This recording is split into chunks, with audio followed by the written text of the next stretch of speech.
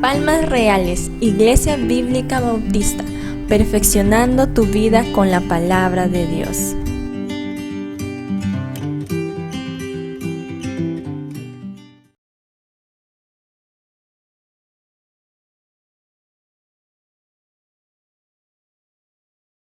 Estamos viendo un tema que le hemos titulado Las credenciales del rey, porque el pueblo de Israel durante mucho tiempo había estado sin rey, y luego de mucho tiempo, luego de demasiado tiempo, diría unos 600 años más o menos, se presenta un hombre, Jesucristo, diciendo que Él es el rey. Entonces, como habían pasado 600 años que no tenían rey, ahora este hombre que decía ser rey tenía que probar que era rey. Porque si una persona dice que es rey, tiene que probar que es rey realmente. Y no solamente tiene que probarlo, sino que tiene que tener testigos, tiene que tener documentos que le ayuden a la afirmación que está haciendo de que es rey. Entonces, cuando Cristo se presenta como el rey de Israel, aquí en el capítulo 3 y en el capítulo 4 van a surgir algunas personas que van a probar que Él es rey, que van a afirmar que Él es rey. Y usted puede ver en sus apuntes que ya hemos visto al testigo número 1, que es Juan el Bautista. Juan el Bautista lo presentó a Cristo ante la nación de Israel diciendo: he aquí el Cordero de Dios que quita el pecado del mundo. Luego el testigo número 2 fue el Espíritu Santo, que se presentó en forma corporal en el día del bautismo de Jesús. Todos sabemos que en el día del bautismo de Jesús el Espíritu Santo descendió en forma de paloma, ¿verdad? Y eso fue lo que ocurrió en ese día, y fue algo único, porque el Espíritu Santo, Dios le había dicho a Juan el Bautista que el Espíritu Santo descendería en forma corporal sobre el elegido, sobre el Mesías. Así que eso ocurrió. El testigo número 3 fue el Padre, que también en el día del bautismo de Jesús el Padre habló desde los cielos y Él dijo: he aquí mi Hijo amado en quien tengo complacencia. Ahora, y no solamente ocurrió eso en el día del bautismo, sino que en el día del bautismo de Jesús la Biblia dice de que los cielos se abrieron. Eso quiere decir de que se abrió, como decíamos, una ventana y se pudo ver el cielo arriba, la gloria, donde está Dios el Padre. Los ángeles están cantando y alabando a Dios. Se pudo ver eso por un momento. Y el testigo número 4, y es un testigo no muy, ¿qué le diría? No muy querido, pues yo creo que nadie lo quiere acá. Supongo que nadie lo quiere, este testigo número 4, ¿verdad? O no sé si habrá alguien que lo quiere, pero al menos yo no lo quiero, ¿no? Es el enemigo de Dios, él es Satanás. Ahora usted dirá: pastor, ¿y cómo es que Satanás va a afirmar que Jesús es Dios, es el rey? Porque recuerde usted que durante las tentaciones que Satanás le presentó a Jesucristo, en 2 ocasiones Satanás dijo: tú eres el Dios, tú eres el Hijo de Dios, le dijo así: tú eres el Hijo de Dios. 2 veces le dijo Satanás a Jesús: tú eres el Hijo de Dios. Entonces Satanás, como diría cierto personaje de nuestra cultura popular, sin querer queriendo, usted me entiende, ¿no? Sin querer queriendo, Satanás estaba apoyando a la declaración de Jesús de que Él es Dios, de que Él es el Rey de Israel. Y bueno, ahora hemos llegado al testigo número 5. Y el testigo número 5 no es ninguna persona como lo anterior, sino es un algo. Y escriba ahí, por favor, testigo número 5, el ministerio de Cristo, el ministerio de Cristo. Y eso es muy importante, lo que Él hizo, lo que Él demostró con su vida, con sus enseñanzas, con sus hechos. Ahora, un detalle que a veces no nos damos cuenta fácilmente es que si usted observa en el capítulo 4 de Mateo, hasta el versículo 11, Mateo 4, 1 al 11, en nuestras Biblias lleva por título Tentación de Jesús. Luego, a partir del versículo 12, en el capítulo 4, a partir del versículo 12 dice: Jesús principia su ministerio. Pero aquí hay algo que debemos de observar y entender en el estudio de la vida de Jesucristo, que cuando terminó la tentación de Jesús y el comienzo de su ministerio, o sea, podríamos decir, para que usted entienda, podríamos decir, en el espacio que hay entre el versículo 11 y el versículo 12, hay más o menos un año de espacio. Hay más o menos un tiempo de 12 meses, más o menos. Ahora, no debe llamarnos la atención eso, porque en la Biblia ocurre eso frecuentemente. A veces en un solo versículo hay espacio de 100 años, espacio de 200 años, pero por ejemplo, lo que le gana es un versículo del libro de Isaías, donde en un solo versículo hay el espacio de más de 2000 años. Es interesante, en el libro de Isaías hay un versículo que uno está leyendo y a mitad del versículo hay un punto y coma, y entre ese punto y coma y lo que continúa hay un espacio de 2000 años que todavía estamos hoy en día viviendo. Entonces, en la Biblia es frecuente esos espacios de tiempo que no se menciona, pero que ahí están. Ahora, ¿qué ocurrió durante ese año antes que comience Cristo su ministerio que estamos viendo o vamos a ver a partir del versículo 12? Lo que ocurrió es lo que usted tiene ahí en sus apuntes, que dice que ocurrieron los eventos que están narrados en los capítulos 2, 3 y 4 de San Juan. Capítulos 2, 3 y 4 de San Juan. ¿Qué hay en los capítulos 2, 3 y 4 de San Juan? Hay, por ejemplo, cuando Cristo convierte el agua en vino en las bodas de Caná de Galilea. Luego en el capítulo número 3 está el diálogo que Jesús tuvo con Nicodemo. Luego, si usted sigue viendo en el capítulo número 4, encuentra usted el diálogo que Jesús tuvo con la mujer samaritana. Y así podríamos mencionar algunas cositas más. Pero ahora, ahí viene lo hermoso. Juan, el apóstol Juan el evangelista, es el único que nos da estos relatos, lo que ocurre en los capítulos 2, 3 y 4. Porque usted no lo va a encontrar en ningún otro libro de los evangelios, ni en Mateo, ni en Marcos, ni en Lucas. Usted va a encontrar algo de las historias que están en el capítulo 2, 3 y 4 de San Juan. Son relatos únicos de Juan. Esos relatos, volvemos a repetir, que usted encuentra en el capítulo 2, 3 y 4 de San Juan, ocurre en este espacio de tiempo entre el versículo 11 y el versículo 12 de Mateo, cuando Jesús fue tentado por el diablo, y luego a partir del versículo 12 comienza el ministerio de Jesucristo. Ahora, el ministerio de Cristo, como ustedes pueden ver en sus apuntes, usted tiene sus apuntes ahí, este ministerio de Cristo lo estamos dividiendo en 3 partes para que podamos entender el asunto.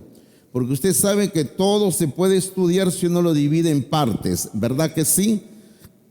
Es como decirle, si usted se puede comer un pavo, claro que me puedo comer un pavo, pero me lo tengo que comer en partes, ¿verdad? Es así, entonces todo se puede comer en partes, así que este ministerio de Cristo lo vamos a estudiar en 3 partes, en 3 secciones. Primero, número 1, resplandece la luz. Vamos a ver eso, resplandece la luz. Ahora, permítame tomar agua porque tengo mucha sed. De todas maneras se siente el calor, ¿ah?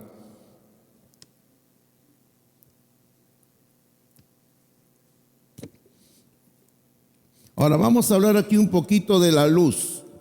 ¿A qué luz nos referimos? Una de las metáforas más bellas que existen en el Nuevo Testamento y en toda la Biblia, por decirlo así, que van a describir el carácter y que van a describir la naturaleza del Señor Jesucristo, es la metáfora de la luz. Cuando a Jesucristo se le compara con la luz.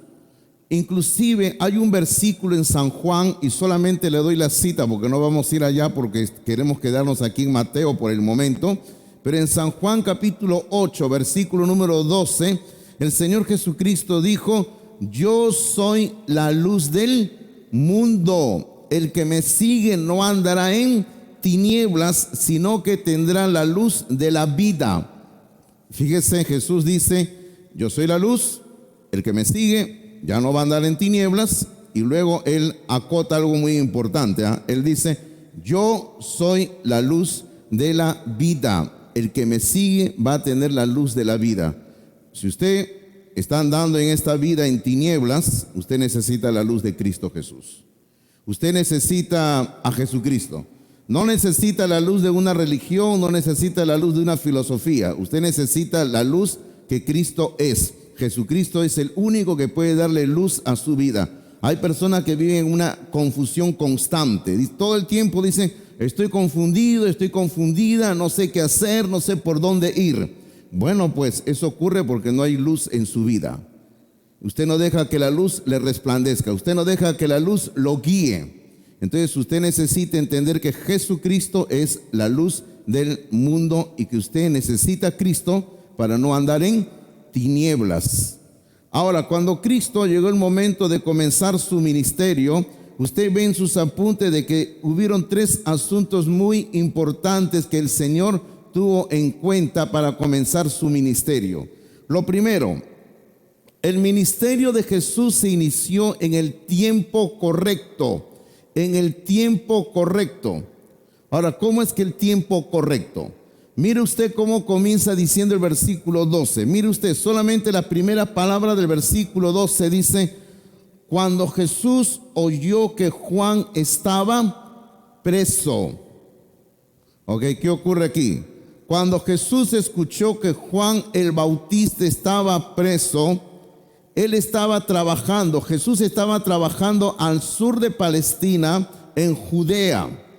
Y ya hemos dicho hace un momento que Jesús estaba llevando a cabo ese ministerio del capítulo 2, 3 y 4 de San Juan. Ahora, en el capítulo 4 de San Juan, usted encuentra que Jesucristo le estaba hablando a una mujer samaritana. Ahora, si usted tiene en la mente un plano de Palestina, usted va a entender esto. Básicamente Palestina tenía pocas provincias, pero hablemos de 3. Al norte, Galilea; en el medio, Samaria; y al sur, Judea. Grave es eso: Galilea, Samaria y Judea. Jesucristo estaba trabajando aquí al sur en Judea, y cuando se enteró que Juan el Bautista estaba preso, entonces Jesucristo dijo: ya es el tiempo de comenzar mi ministerio.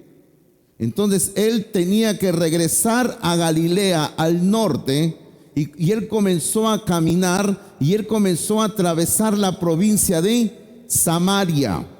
Es allí donde se encuentra con la mujer samaritana que todos conocen la historia.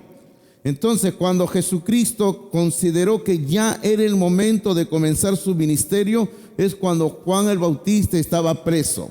Ahora, ¿por qué estaba preso Juan el Bautista? Porque Juan el Bautista había denunciado al rey Herodes de que estaba viviendo en inmoralidad sexual, porque este rey estaba conviviendo con la esposa de su hermano. Y Juan el Bautista sencillamente le había dicho: no te es lícito tener como mujer a la mujer de tu hermano. Estaba viviendo en adulterio, y esta mujer estaba cometiendo un terrible pecado a los ojos de Dios y de los hombres. Ahora, aquí viene también algo importante. Juan el Bautista está en la cárcel. Ahora Jesucristo está comenzando su ministerio. Más o menos un año antes, cuando Jesucristo fue bautizado, Juan el Bautista había dado una profecía. ¿Cuál era la profecía que dio Juan el Bautista? Juan el Bautista dijo así: es necesario que él, o sea, Juan el Bautista dijo, es necesario que él, o sea, Jesús, crezca y que yo mengüe. Es necesario que él, o sea, Jesucristo, crezca y que yo mengüe. Y ahora se estaba cumpliendo después de un año. Juan el Bautista dejó su ministerio, fue llevado a la cárcel, luego va a ser asesinado en la cárcel, pero Cristo estaba creciendo en su ministerio. Ahora, yo quiero que usted entienda algo muy importante también. Y aquí es algo para los que estamos trabajando en la obra de Dios, a los que se han preparado para ser pastores, misioneros, para los que están en un seminario o piensan ir a un seminario. Escuche esto, por favor. Dios siempre trabaja con un plan, con una agenda, por decirlo así. Dios nunca trabaja sin un plan. el problema somos nosotros los peruanos, ¿verdad? Nosotros los peruanos tenemos un grave problema, ¿no? ¿Sabe por qué? Porque nosotros los peruanos, el peruano promedio nunca tiene un plan, nunca tiene una agenda, no sabe lo que va a hacer, ¿no? Si usted le pregunta a la gente, ¿qué vas a hacer en estos días? Dice, no sé, ya veré, pues, ¿no? ¿Qué cosa sucede cada día? ¿Qué vas a hacer más tarde? No sé. Y así andamos, ¿verdad? Pero Dios, gracias a Dios que no es peruano, entonces Dios trabaja con un plan. Dios tiene un plan diseñado para todo. Ahora, de eso tenemos nosotros que aprender a respetar el plan de Dios. Hermano, porque como Dios tiene un plan, la Biblia dice que tenemos que humillarnos bajo la poderosa mano de Dios para que Él nos exalte cuando fuere el tiempo que Dios tiene establecido en su plan. Hermano mío, todo hombre que desea hacer la voluntad de Dios tiene que aprender a respetar el tiempo de Dios. Hermano, Dios tiene un tiempo para hacer su obra. Déjeme contarle algo de mi experiencia personal. Bueno, ya estoy a puertas de cumplir aquí como pastor de esta iglesia 30 años. Justamente el próximo domingo yo agradezco que van a hacer un culto con ese énfasis de 30 años de pastor en esta iglesia, pero no son 30 años de ministerio. Yo tengo más años de ministerio porque ustedes saben que yo antes trabajé en otra iglesia, en la iglesia de Comas, y así que mi ministerio tiene más años todavía que los 30 años que estoy cumpliendo acá. Pero cuando yo estaba en la iglesia bíblica bautista de Comas, yo llegué a ocupar el puesto del pastor asociado, nombrado por la iglesia, ungido, santificado y todo lo demás, ¿no? Entonces yo era el segundo al mando. Ya, el pastor Figueroa, que sigue siendo el pastor allá, él me encargaba la iglesia, él se iba de viaje y todo, yo estaba ahí dirigiendo la iglesia, yo predicaba y estábamos ahí trabajando. En una ocasión hubo una persona que, bueno, como nunca falta, se rebeló contra el pastor, hizo una revuelta contra el pastor de la iglesia. Puso a media iglesia en contra del pastor. Pero cuando estaban preparando su revuelta, su rebelión, me fueron a buscar a mí. Y sencillamente me dijeron, Fernando, tú eres el segundo al mando. Ah, sí, yo lo sé. Le dije, ¿qué es lo que quieren? Queremos que nos apoyes. Porque si tú nos apoyas, lo sacamos al pastor de la iglesia y te nombramos a ti pastor de la iglesia. Ustedes pueden imaginarse lo que yo le dije. Le dije que sencillamente estaba mal, no estoy de acuerdo. Y es más, le dije, lo que ustedes han venido a decirme aquí a mi casa, yo voy a hablar con el pastor de la iglesia. Y queridos hermanos, no era el tiempo de Dios. O sea, no era la forma correcta si yo quería llegar a ser pastor. No es la forma correcta. Luego pasaron los años y yo estaba trabajando en una obra que la iglesia de Comas en ese tiempo tenía, en un anexo, sí le llamábamos en ese tiempo un anexo, que funcionaba en la parte alta de Comas, en el kilómetro 11. Si usted conoce Comas, conocerá un poquito lo que estoy hablando. Es cerca al cementerio de la Balanza, a unas cuadras. Fíjense hasta dónde me mandaron, hasta allá me mandaron, cerca al cementerio. Y yo ahí hacía los cultos en un patio. Teníamos un patio con una entrada a la calle y venía un buen grupo de personas y estábamos felices. Con Benny éramos la pareja más feliz haciendo nuestros cultos ahí, cerca al cementerio. Y teníamos buen grupo de personas, estábamos trabajando, limpiando nuestras bancas, regando, echando agua temprano para que no se levante polvo del piso, porque no había piso, sino todo era tierra nada más. Y éramos la pareja más feliz trabajando. Hasta que llegó el momento, circunstancias que se dieron, y no voy a entrar en detalles, y se presentó la oportunidad a través del pastor Oliver Williams, que me invitó para venir a trabajar a esta iglesia. Y la historia es larga, pero aquí estamos. A lo que yo voy es a esto. Usted no tiene que buscar el ocupar un cargo, un puesto. Usted tiene que someterse a la voluntad de Dios. Y cuando llega el tiempo, cuando llegue el momento que Dios quiere, usted tendrá lo que Dios le quiere dar. ¿Qué dice usted? ¿Es así o no? Es así, queridos hermanos. Fíjense lo que pasó con Jesucristo. llegó el momento y Dios le dio la oportunidad de llegar a comenzar su ministerio. Vamos avanzando porque el tiempo se nos corta y vamos a quedarnos ahí si no. Lo segundo, el ministerio de Jesús se inició en el lugar correcto. ¿Cuál fue el lugar correcto? Al final del versículo 12 dice, volvió a Galilea. Volvió a Galilea. Acompáñenme en la lectura hasta el versículo 15. Dice, y dejando a Nazaret en Galilea, o sea, dejó la ciudad de Nazaret en Galilea, vino y habitó en Capernaum, otra ciudad en Galilea, ciudad marítima en la región de Zabulón y de Neftalí, para que se cumpliese lo dicho por el profeta Isaías cuando dijo, tierra de Zabulón y tierra de Neftalí, camino del mar al otro lado del Jordán, Galilea de los gentiles. Hermanos, el lugar correcto para que Jesús pueda llevar a cabo su ministerio fue en Galilea. Ahora, recuerde lo que les conté hace un momento. Jesús, cuando llegó el momento que él ya tenía que iniciar su ministerio, él estaba al sur, estaba en Judea. Recuerde, Jerusalén, en ese momento la capital, la ciudad más hermosa, tenía el templo, tenía bonitos edificios. Pero Jesucristo va a dejar ese lugar bonito y se va a ir al norte, a Galilea, que era una región materialmente pobre, donde estaba lleno de gente de todos lugares, por eso se le llama Galilea de los gentiles. Y es más, era una zona donde la gente en cuanto a educación era escaso de educación, gente que se dedicaba más a trabajar que al estudio. Así que no era un lugar, digamos, muy atrayente para que uno pueda iniciar un ministerio. Pero había algo más terrible en esta región.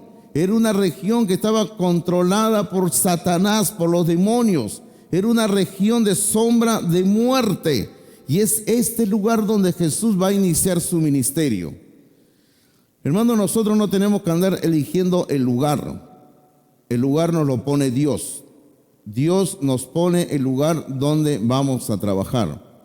Hace unos años recuerdo que había una pareja que estaba orando por trabajar en algún lugar haciendo la obra de Dios, y nosotros le molestábamos, le decíamos que ustedes están orando y Dios nunca les dice dónde ir a trabajar, porque cuando ustedes están orando, le decíamos, ustedes simplemente oran diciendo, Señor, queremos trabajar haciendo tu obra, pero por favor que solamente sea en San Isidro, Miraflores o Surco. O de repente La Molina, nada más. Y así le decíamos, solamente ustedes oran diciendo, San Isidro, Miraflores, La Molina, Señor, Surco, por favor, que eso solo sea. Ahora, nosotros no tenemos que imponerle a Dios ningún criterio, ninguna decisión, ¿verdad? Tenemos que dejar que Dios sea el que nos guíe a trabajar en su obra. Ya le decía yo hace un momento, contándole rápidamente mi testimonio, de que yo era una persona feliz trabajando en ese lugar cerca al cementerio, ahí en el kilómetro 11 de Comas. Pero Dios me quiso traer acá y aquí estamos ahora. Pero el versículo 16 del capítulo 4, versículo 16, dice algo muy importante sobre este lugar que yo lo mencioné hace un rato. Dice, el pueblo asentado en tinieblas vio gran luz, y los asentados en región de sombra de muerte, luz les resplandeció. Eso era Galilea. Galilea era una región que sobre todo era una región que estaba bajo el control del Satanás, bajo el control del pecado. Por eso le dice una región de sombra de muerte. Y en este lugar es donde Cristo viene con el mensaje y luz va a resplandecer. La palabra de Dios nos dice que el Señor Jesucristo vino para deshacer las obras del diablo.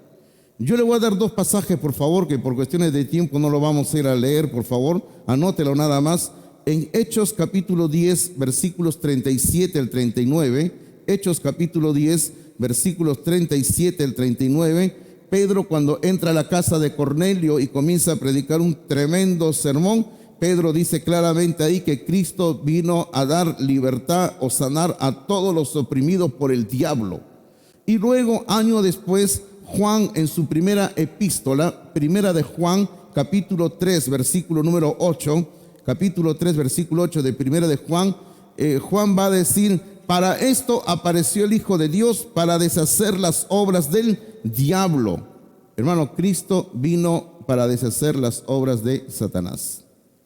Él fue a Galilea, porque Galilea era una región que era precisa para comenzar su ministerio. Era el tiempo correcto, era el lugar correcto.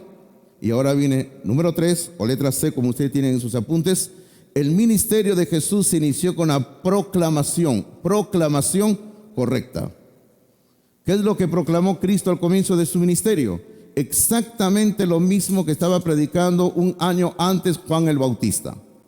Porque usted puede ver en el capítulo número 3, cuando Juan el Bautista está comenzando su ministerio, en el versículo número 2, Mateo capítulo 3, versículo número 2, Juan el Bautista decía: arrepentíos, porque el reino de los cielos se ha acercado. Y ahora en el capítulo 4, en el versículo número 17 dice: desde entonces comenzó Jesús a predicar y a decir: arrepentíos, porque el reino de los cielos se ha acercado. Exactamente el mismo mensaje, exactamente la misma presentación. Ya ha llegado el tiempo del reino. Ahora está aquí el rey. Y como yo le decía a ustedes, si ha llegado el reino, tiene que estar el rey. Es por eso que se está presentando el rey ante Israel y ante nosotros. Pero hay algo que se exige para recibir el reino y al rey. ¿Qué es? El versículo 17 dice: arrepentíos. Tiene que haber arrepentimiento. Hermano, y es sumamente que nos tiene que llamar la atención de una forma poderosa el hecho de que el Señor Jesucristo, y no solamente Cristo, sino Juan el Bautista un año antes, le había dicho a los judíos: arrepiéntanse, arrepiéntanse. Hermano, decirle a un judío que se tenía que arrepentir era una ofensa, porque todo judío siempre decía que no tenía pecado. Es como decirle a un cristiano que se arrepienta, ¿no? El cristiano siempre va a decir: ¿de qué me voy a arrepentir yo? Ahora, peor decirle a un bautista, ¿sí o no? Arrepiéntete. El bautista dice: yo que me voy a arrepentir, arrepiéntete tú, yo no me tengo nada que arrepentir, ¿no? Entonces, el Señor Jesucristo le está diciendo: arrepiéntanse de sus pecados. Tienen que dejar sus pecados, tienen que dejar su estilo de vida y tienen que volverse a Dios. Ese es el arrepentimiento. El arrepentimiento es dejar los pecados, dejar el estilo de vida, y es volverse a Dios. Y el arrepentimiento también involucra en este caso el reconocer que el reino ha llegado y está aquí el rey. Y como el reino ha llegado y está aquí el rey, entonces yo recibo al rey para que ese rey sea el rey de mi vida. Ya no solamente el rey del reino, sino el rey de mi vida. El reino, hermanos, es un tema clave en toda la Biblia. Es un tema que realmente abarca desde el libro del Génesis. Desde que Dios crea al hombre, Dios le dice al hombre que lo ha puesto aquí para señorear en la tierra. Desde ahí comienza el reino, la doctrina del reino. Hermano, el reino es una doctrina clave. Y llegó el momento cuando Juan el Bautista y Jesucristo le están ofreciendo a Israel el reino. Aquí está el reino, ya reciban el reino ahora. Entonces, ¿qué ocurrió? Usted sabe lo que ocurrió, ¿verdad? Ellos, la nación de Israel, rechazó el reino y al rey. Y sencillamente dijeron: no queremos el reino, no queremos al rey. ¿Y qué hicieron con el rey? Lo crucificaron. Y usted se preguntará en esta mañana y dirá: ¿y qué pasó con el reino, pastor? El reino sigue presente ahora, pero en forma espiritual.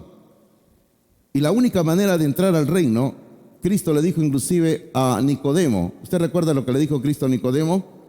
Anote la cita. Juan capítulo 3, versículo número 3. Juan capítulo 3, versículo número 3.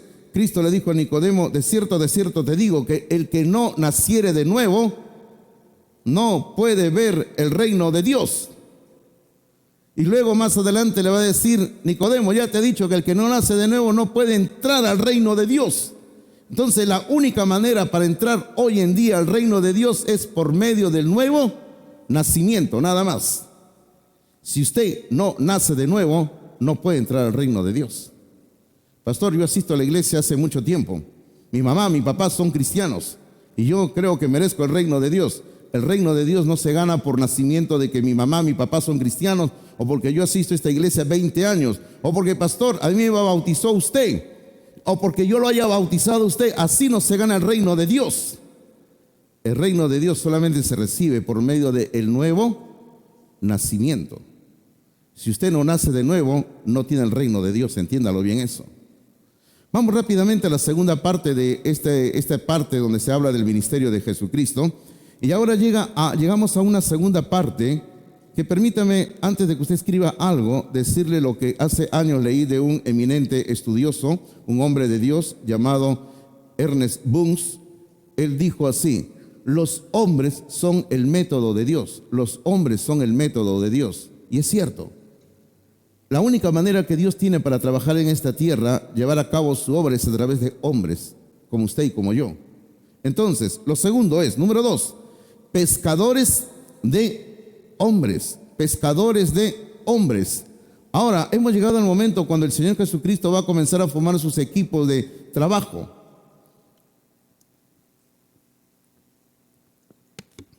Pero para formar esos equipos de trabajo, primero vamos a ver lo que llamamos ahí los 2 llamados divinos. ¿Y cuáles son los 2 llamados divinos? Primero, el llamado a la salvación. Hermano, existe un llamado a la salvación que todos nosotros lo hemos recibido. Ahora, no voy a entrar a un tema que yo creo que a veces anda rondando en la cabeza de algunos en cuanto a la predestinación y a la elección. Es un tema bíblico que podría abordar ahora, pero sería meterme en un tema que nos demandaría demasiado tiempo enseñar y hablar y discutir el asunto bíblicamente. Pero simplemente le digo, no, existe un llamado a la salvación que todos nosotros lo hemos recibido.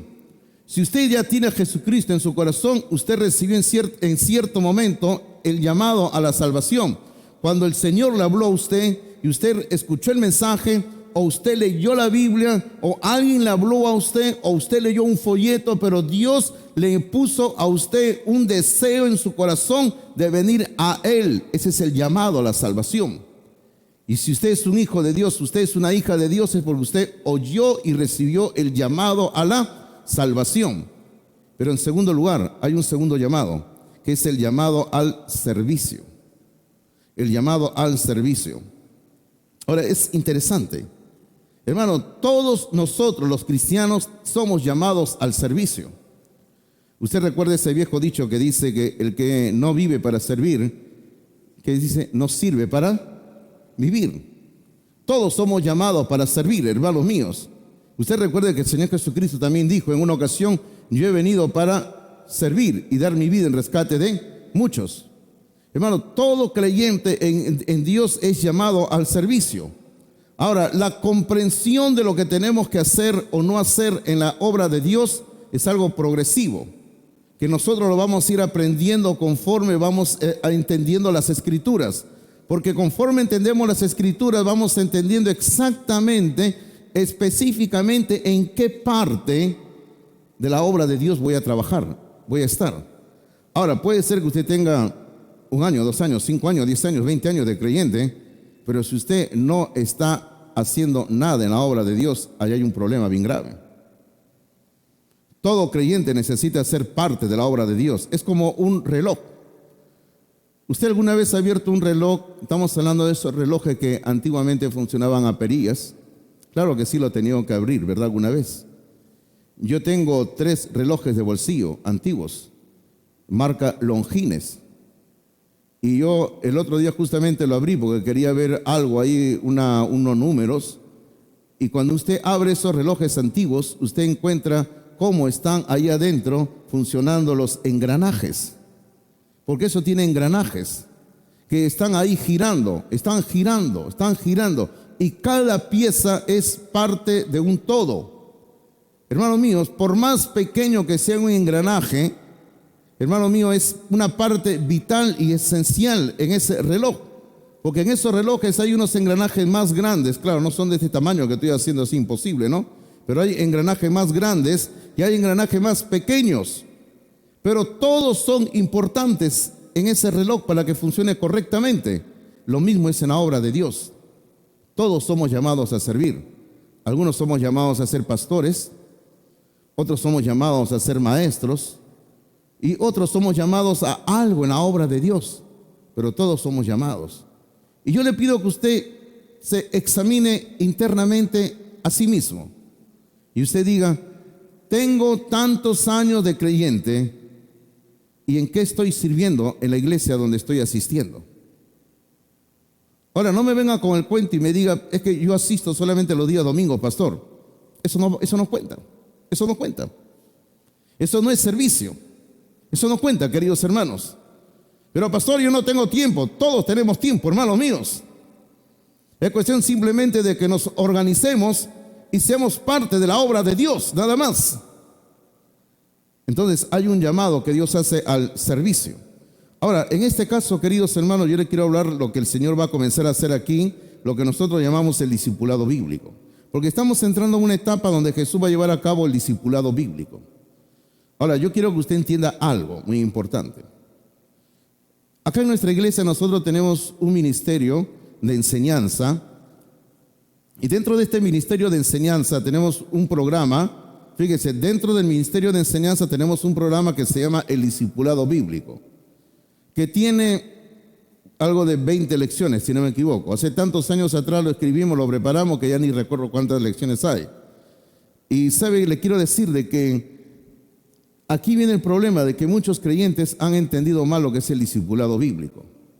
Porque muchos creyentes creen que el discipulado bíblico solamente es entrar al curso, llevar el curso durante 6 meses, 8 meses o un año, llevar el curso, terminar las 20 lecciones y decir: ya llevé el discipulado bíblico y se acabó todo.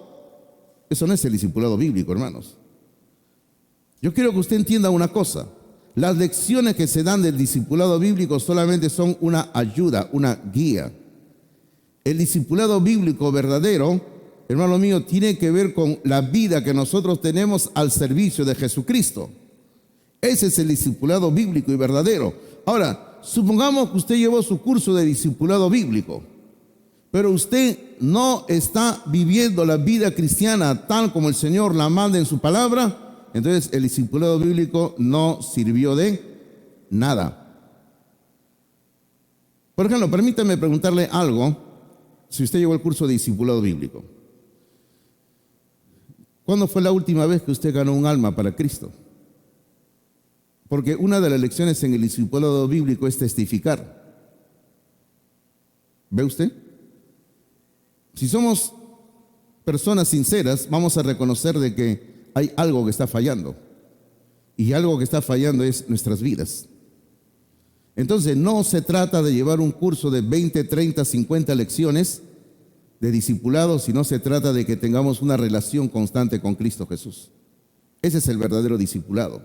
Ahora, Cristo comienza a formar sus equipos de trabajo y primero va a hacer un llamamiento. Número 1, le va a hacer un llamamiento a Pedro y Andrés. Versículo 18 al 20, por favor. 18 al 20 dice: andando Jesús junto al mar de Galilea, vio 2 hermanos, Simón llamado Pedro y Andrés su hermano, que echaban a red en el mar porque eran pescadores. Y le dijo: venid en pos de mí y os haré pescadores de hombres. Ellos entonces, dejando al instante las redes, le siguieron. Cristo está formando su primer equipo de trabajo, su primer equipo de pesca de la iglesia.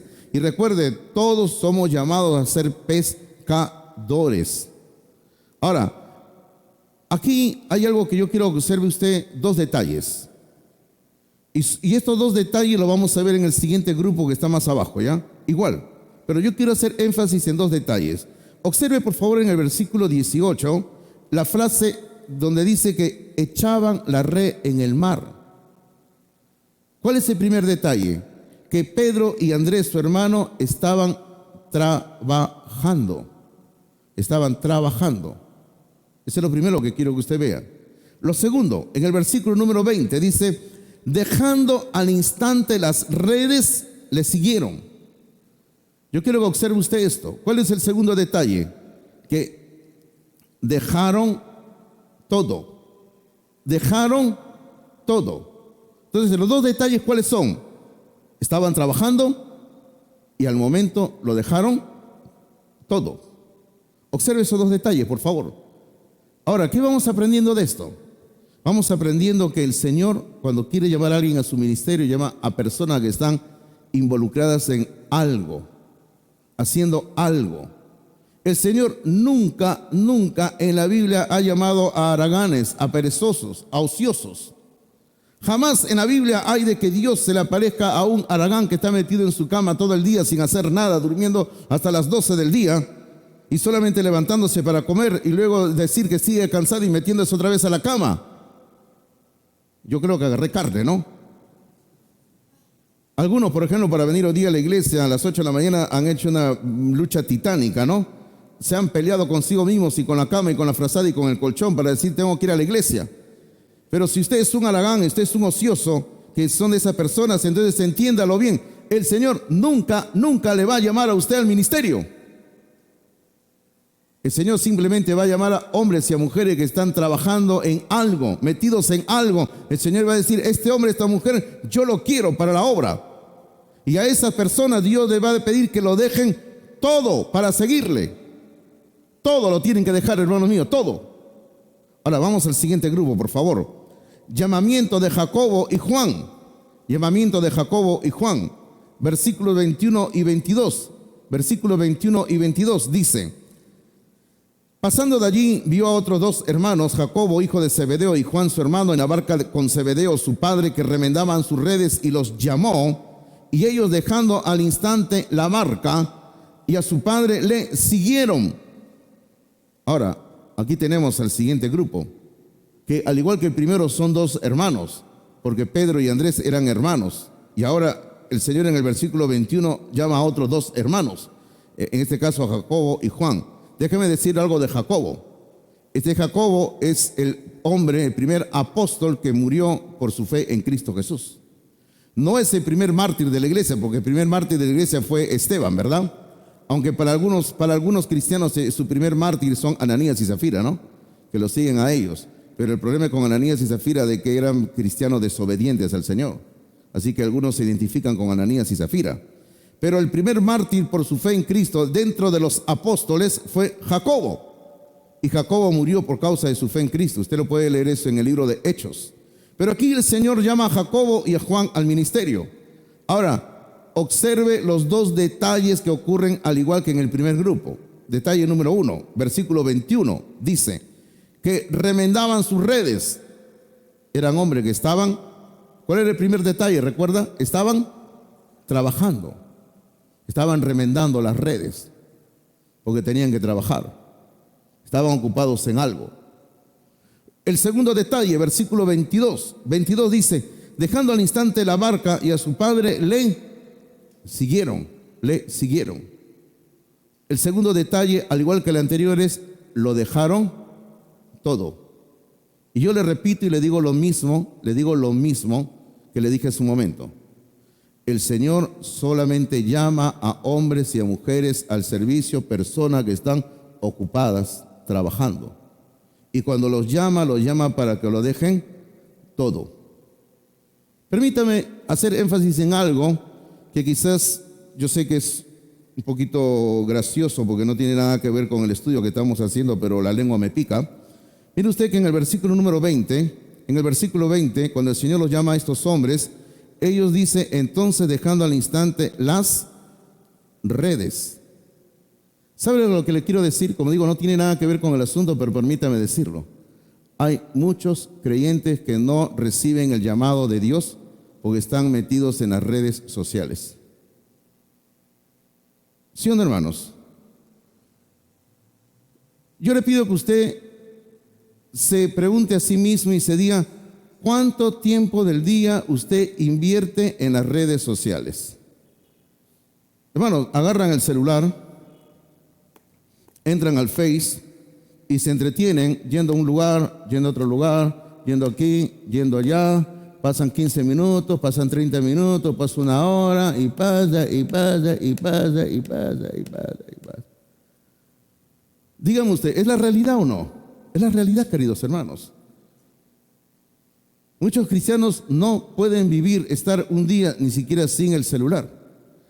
Cuando los jóvenes van al campamento que tenemos nosotros allá en Aucayama, les piden que les entreguen los celulares a los encargados, ¿verdad? Así hacen, ¿verdad, pastor? Van a Gloria, así hacen, ¿no? Así hacen. Le dicen, ok, durante esta semana que ustedes van a estar acá, tienen que dejar sus celulares para que se puedan concentrar en el estudio, en la enseñanza de la Biblia. Y algunos comienzan a convulsionar. Porque se les comienza a hacer una limpieza de no celular. Y algunos se agarran y tienen que dejar el celular. Y en una caja le dicen, acá dejen su celular, pongan sus celulares acá. Y lo meten ahí, le echan llave a la caja y ahí se queda. Al final de la semana cada uno recibe su celular otra vez. Es que, hermano mío, el problema es que hemos permitido que ese aparatito, porque este no es ese aparatito controle nuestras vidas. Hemos permitido que el Face controle nuestras vidas, el Instagram controle nuestras vidas, el TikTok controle nuestras vidas. Y hemos permitido que todas estas redes nos enreden en todo y estamos enredados. Y no podemos hacer nada en la obra de Dios porque estamos enredados. Así que usted tiene ahí algo para arrepentirse, creyente, bautista. Arrepiéntase de estar enredado en las redes sociales. Bueno, vamos avanzando rápidamente, por favor, y solamente le quiero decir algo sobre estas personas que el Señor Jesucristo ha llamado. Cristo llamó a Galileos para servirle. ¿Y cuál es el asunto con los galileos? Lo que le dije hace un rato.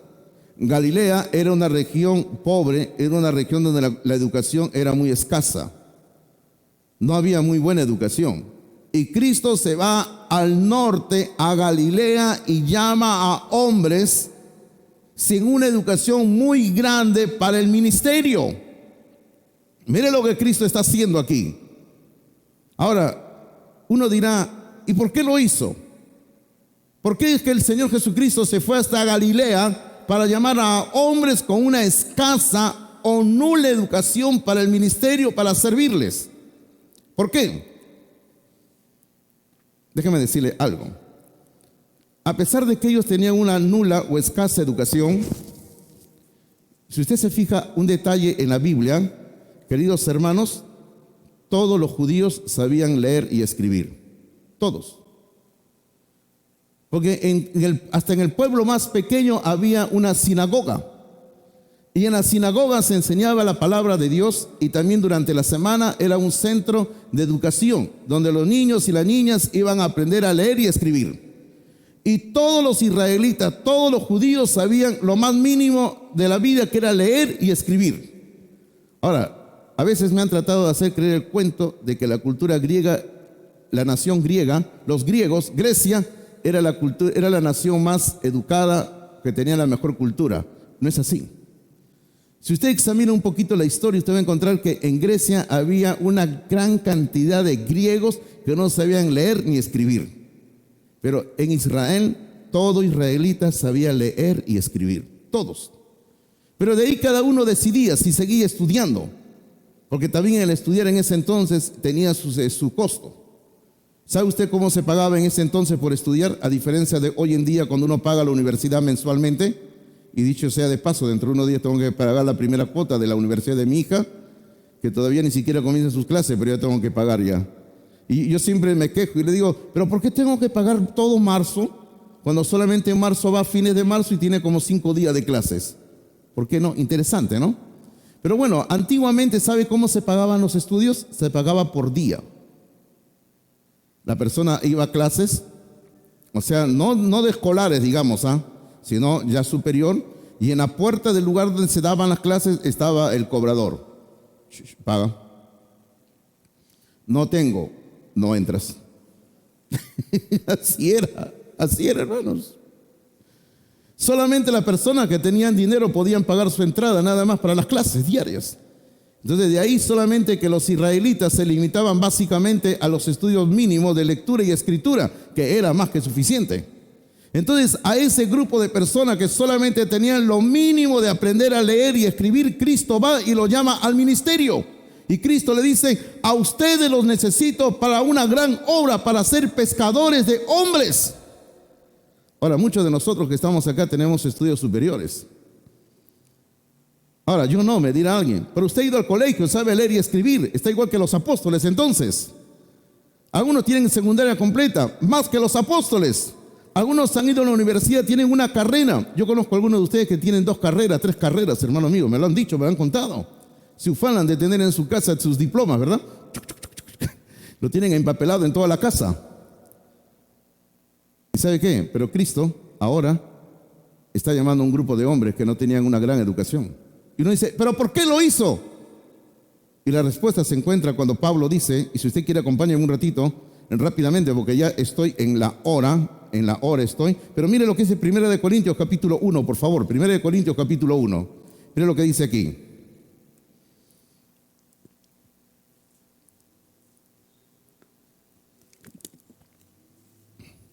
1 Corintios capítulo 1, los versículos número 26 al 29, mire lo que dice Pablo a los corintios, a los griegos, que estábamos hace un rato hablando de los griegos.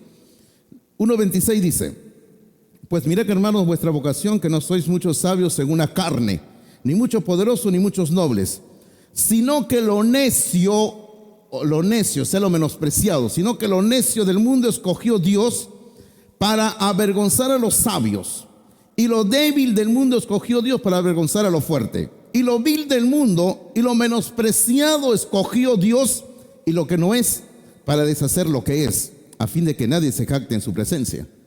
Ahí está la respuesta.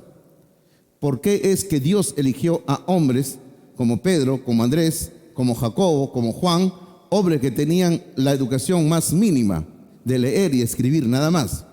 Porque Dios siempre va a utilizar primeramente a hombres que estén listos a servirle, y va a utilizar, hermanos míos, aún nuestra poca educación para que a través de nosotros Dios se exalte y saque a la luz su grandeza. Dios te quiere utilizar a ti en su obra.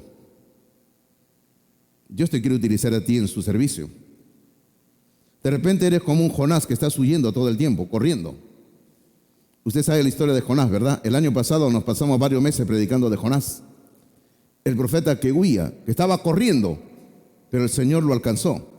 Así que por más que corras, por más que huyas, si Dios te está llamando al ministerio, Dios te llama al ministerio y Dios te quiere usar en el ministerio.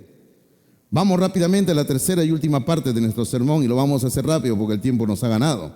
Ya, lo tercero, la expansión de la luz, la expansión de la luz.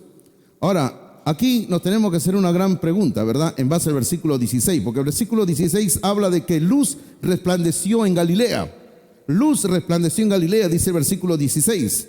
Entonces nos preguntamos, y esa pregunta usted la encuentra ahí en sus apuntes, donde dice, nos preguntamos, ¿cómo trajo Jesús esta luz a Galilea? ¿Cómo trajo Jesús la luz a Galilea? Bueno, y nosotros simplemente decimos que lo hizo de tres maneras. Y las encontramos, hermanos míos, en los versículos números 23 al 25, donde dice así. Permítame leer esos versículos de corrido, por favor, para así ganar un poquito más de tiempo. Capítulo 4 de Mateo, versículos 23 al 25, dice: y recorrió Jesús toda Galilea, enseñando en las sinagogas de ellos y predicando el evangelio del reino y sanando toda enfermedad y toda dolencia en el pueblo. Y se difundió su fama por toda Siria, y le trajeron todos los que tenían dolencias, los afligidos de diversas enfermedades y tormentos, los endemoniados, lunáticos y paralíticos, y los sanó. Y le siguió mucha gente de Galilea, de Decápolis, de Jerusalén, de Judea y del otro lado del Jordán. Acá hay un interesante resumen del ministerio de Jesucristo, escrito por un hombre que ya había visto todo el ministerio de Cristo. Él está mirando hacia atrás. Pero el versículo 23 nos presenta la primera forma que Cristo utilizó para traer luz en Galilea: enseñanza. Forma número 1, enseñanza. Habla de la enseñanza. Cristo enseñó. Y podríamos hablar en esta mañana bastante sobre lo que quiere decir la Biblia cuando habla de enseñar. Pero simplemente enseñar es sacar a la luz la palabra de Dios. Ese es enseñar. Ese es enseñar. Sacar a la luz la palabra de Dios. O sea, que una persona entienda la palabra de Dios. Ese es enseñar. La segunda vía o la segunda forma que Jesucristo utilizó para traer esa luz fue forma número 2, predicación. Predicación. Ahora usted me dirá: pastor, ¿y cuál es la diferencia entre enseñar y predicar? Muy sencillo. La enseñanza es algo más didáctico, algo más tranquilo, algo más pausado, donde la persona entra y comienza a enseñar el texto bíblico, vamos a decirlo al estilo Pastor Martín Lazo, palabra por palabra, línea por línea, punto por punto, coma por coma, y así, ¿no? Algo así. Que pueden pasar 2 años y siguen metidos en el mismo versículo. Esa es la enseñanza. Pero la predicación, hermano, es algo donde se proclama el mensaje, donde se presenta la demanda de Dios, donde se presenta la exigencia de Dios, y la predicación invita de que el hombre y la mujer vengan a Dios tomando una decisión. Esa es la predicación. Y Cristo enseñaba y predicaba. Lo tercero, por favor, vamos, que el tiempo nos está ganando. La tercera forma número 3, sanidad. Sanidad. Porque el versículo 23 nos dice que Él estaba sanando todas las enfermedades. Hermanos, las señales, los milagros que Cristo obró fueron con el único propósito de que no quede ninguna duda de que Él, Jesús de Nazaret, es Dios en la carne. Estaba profetizado en el Antiguo Testamento que el Mesías tenía que hacer milagros. Y ahora se presenta un hombre diciendo que es el Mesías. Y una forma que él tenía que probar que era el Mesías era haciendo milagros. Y lo hizo. Ahora, es con el mismo propósito que los apóstoles hicieron los milagros. Para probar que el Mesías que ellos estaban proclamando era realmente el Mesías verdadero. Por eso hicieron milagros.